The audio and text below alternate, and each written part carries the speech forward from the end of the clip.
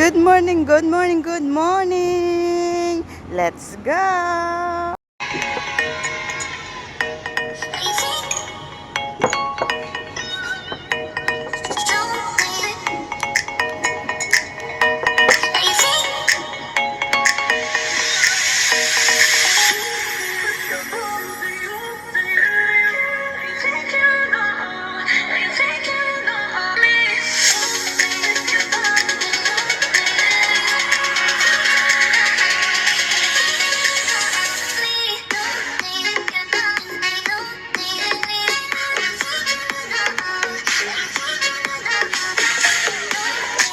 Hello mga ka-cheers!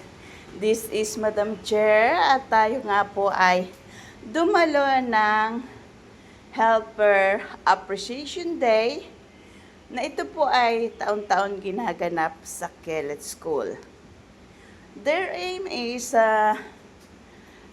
mapakita nila, mapadama nila na na-appreciate nila yung ginagawa sa buhay ng mga bata ng kanilang mga helpers. Alam naman natin dito sa Hong Kong, nagtatrabaho ang both parents. Kaya talagang sa helper na iiwan ang mga bata at lahat ng task sa bahay. Kaya yan po. Bali, pumunta po tayo dyan. At ang panahon ay black rain. When we are in school already, yan, inano yung pagiging black rain. Pero tuloy pa rin siyempre. At yan nga, umaakyat na tayo. Papunta na po tayo sa place kung saan po gather together para po magsama-sama ang lahat ng dadalo ng helper. May driver, mayroong caregiver, may mga lalaki din po. Basta related sa pagiging helper. Ayan, yan ang function hall nila kung saan ginaganap po yung mga program. But before the program, pupunta po muna tayo sa school o sa classroom ng aming mga alaga to say hi. At syempre mayroon silang token na ibibigay po sa atin. Kaya sa bawat helper. So, ayan po, ganyan po ang ginagawa nila namin. Umaakyat pa sa hagdan. Wala pong lift kasi sa bagay napakaganda na aakyatin nyo lang ang hagdan para exercise na rin po. And yan, binabati na ng mga alaga ang kanilang mga helper. At tayo ay lalakad pa po. Naghahanapan na po dahil ang iba ay hindi alam ang classroom ng kanilang mga alaga. Pero may mga guide naman po ng mga estudyante kung saan po nandoon ang mga class nila. Kaya maganda po siya. So, bali, pang-tatlong attend na po natin ito sa Kelet School ng Helpers Appreciation Day. At masaya kasi nga kumbaga nagkakabandi ng mga helpers, lalo na mga OFW na mga Pilipino, doon nagkikita-kita. So it's a big happening talaga. At hindi lang panunood ng mga program na inihanda nila ng mga bata ang ating ginawa diyan. So tayo ngayon ay hinahanap natin at yung school ng ating alaga. Yan. At yan, ililibot ko muna kayo sa function hall. Yan. Ang kanilang mga dekorasyon. Mga gawa po yan ng mga bata na inilagay na po ng kanilang mga teacher. Parang pinaka-adorno. Yan, ang preparatory na rooms. Ang habang lakarin, no? Yan. Pero hindi po namalayan na mahaba ang lakarin. Kasi nga, alam mo na, Pilipino, walang tigil at humpay ng kakakwentuhan. So, dyan po nagpangita. Kahit yung ilang taon na di kayo nagpangita, dyan kayo magkikita. Yan, yung teacher na very friendly ang mga teacher. So, nice. Yung I love that guitar. Woo! What's that? What inside? There's lemon tea, Oreos, and some more gifts. Oh, you make me fatty. Fatty. So Do I need to open it? you No can need. open it later Okay, later. because it'll easier to hold it. What they the good chirp. The good chirp? Yeah, the good Me? chip. Yeah. With the big boss, I could never be here without you. Wait. Here's here. Wow, Auntie Charlie. I like that. I write a book. Wow, it's very nice handwriting. You can sit in my seat. You can get me the chair. No, you sit in my seat. It's alright. No, you're supposed to. It's alright. No, you're supposed to. It's okay. How about this? Mine That's also? mine. Oh, ito is mine. I see? Very nice. What's this for? We're going to be doing origami. Cherry is the best. I also made The best in sleep. Isn't it? Very sleepy. I even made a fan. What?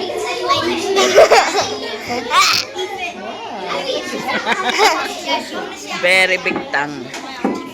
Made out of At yan na nga po, hindi na nakatis ang ating alaga at bubuksan na daw niya ang kanyang goodie bag for me. Yan. At ipapakita ko anong laman. So, ito na nga po, sa function hall po ito.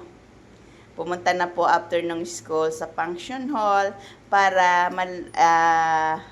i-greet tayo at sabihin na we are gonna stay a little bit longer kasi nga black rain at sinabi po yung mga activities na pwede po namin gawin. Meron pong Zumba and dance, meron din pong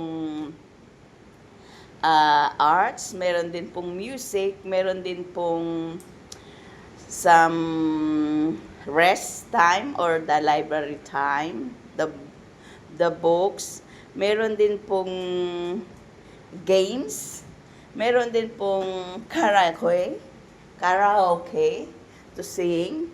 Pero ang pinili po natin, siyempre, we're into arts, kaya sa art po tayo pumunta. At yan nga po, pinapaliwanag na ng teacher na assign kung ano yung pwede namin gawin sa arts. Mayroong tigi-isang clay dough. Yan, and ina-explain niya sa amin kung ano-ano yung mga nakalagay sa table at kung ano yung pwede namin gawin sa almost 30 minutes dyan sa ano na yan. Ayan po ang mga clay dough at kumuha na tayo ng isa. And we don't know what we're gonna make yet. So, yan, kinuha muna natin yan. Hindi po natin nakunan ang finished product, kaya yan po ang ating ginawa. Parang may duyan lang siya yon. Want to move backwards to play, and then year one move backwards, and then reception move backwards. There we go.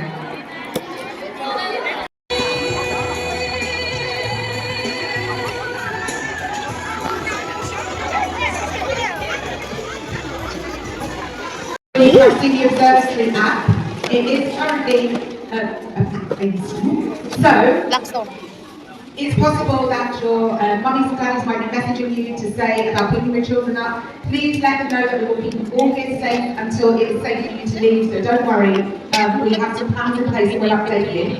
But at the moment, you don't need to worry about that because we're going to have lots and lots of fun instead. But just in case anyone's wondering, I'm going to come and update you about dismissal in about 20 minutes, okay? So I'm going to hand over to Mr. Phil. Did you have fun, by the way, aunties? Yeah! Fantastic, brilliant.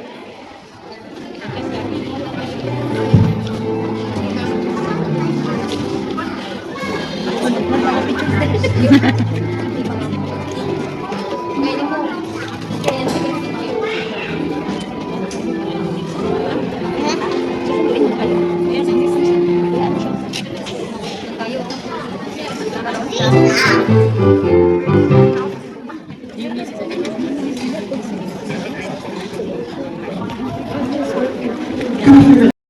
true. Welcome to the end of our Helper Appreciation Day. To our wonderful visitors today, I hope you feel appreciated and loved every single day, not just today. Our wonderful school are going to serenade you now. First, you will hear from our youngest students, our reception Year 1 and Year 2 students. They're going to sing a song called We're So Grateful. So, reception, Year 1, Year 2. Can you stand up and face Mr. Nixon, please?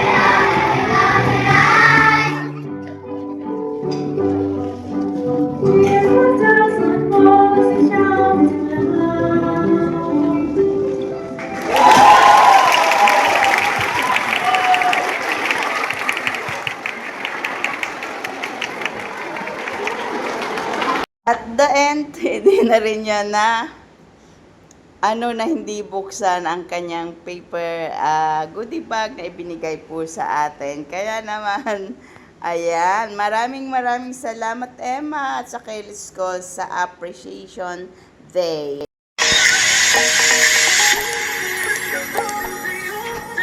See you next week, Kelly's School. Thank you, Emma.